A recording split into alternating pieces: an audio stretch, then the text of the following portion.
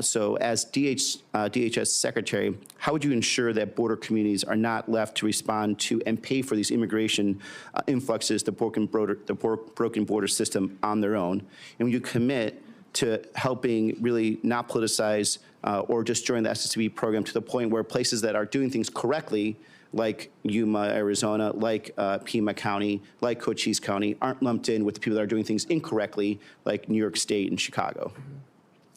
Well, Senator, thank you for the conversation in your office about the program, FEMA, the southern border and the challenges, and then also the difference between your state and how you utilize funds versus other states. I would say that my hope is that if given the opportunity to serve as secretary, that the federal government would no longer, and I believe as President Trump has promised the American people, facilitate an illegal alien invasion, and that your communities in Arizona would no longer have the issue with having people in your small towns and communities that you need to figure out how to take care of and get them to where they want to go in other places of the country. The president has promised he will secure the border, that we will uphold our nation's laws, and that he will do that to the benefit and be putting America first again. So I know we talked extensively about the SSP program and how you've utilized it, but getting these programs back to what they were intended is important. FEMA is a disaster response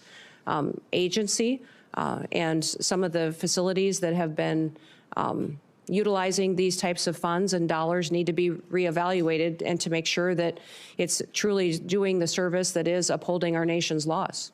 And certainly I understand reevaluating, especially how some of these states have been using it.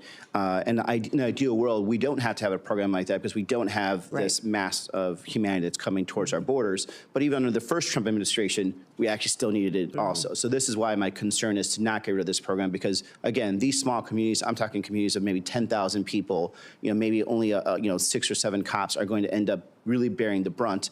And we're not a big state. We can't really compensate for those types of losses. These small communities are also largely in, you come from a rural state, counties that are largely rural with a lot of federal land, so they actually don't even have a tax base. So when the broken immigration system sends people to these borders and we end up not having to have enough, these communities don't have enough money to pay for cops, firefighters, overtime for hospital systems, it's that type of program that keeps these small communities afloat. So I just want to make sure, that again, this does not become politicized and that we are kept separate from, I think, the mistakes that other states have taken on. Moving on, in Arizona, we have large parts of the border that run through tribal lands. We have 22 federally recognized tribes. We have great relationships with these tribes. They want to be collaborative partners when it comes to border security. And we have some great programs that have worked in the past. For example, the Shadow Wolves program with the Tohono O'odham Nation. It's a really good example, collaborative program of tribal law enforcement that worked with DHS to make sure they stop human smuggling and cartels going through the borders.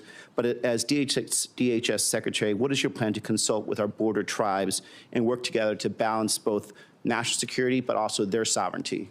Yeah.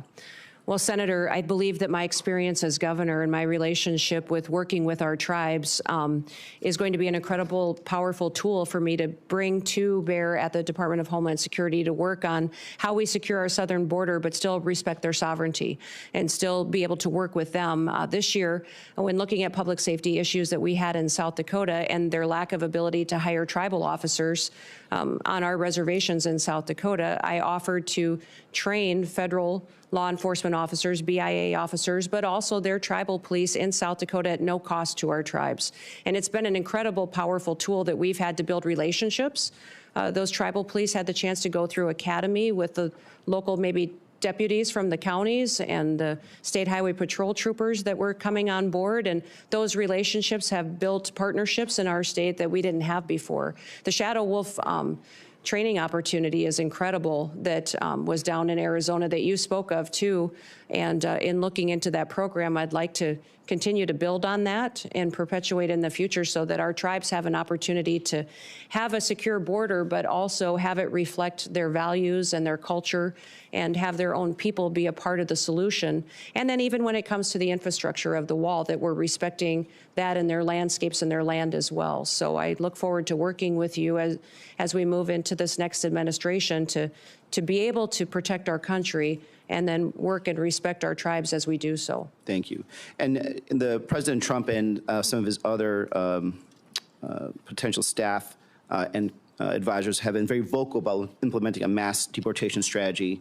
You know, talking to my agricultural community, my dairy community, they have concerns that this approach will lead to workforce shortages that will further drive up the costs of everything, and something that we have really been working hard to across, I think, a bipartisan manner to bring down the costs of everything. And unfortunately, this would reignite inflation.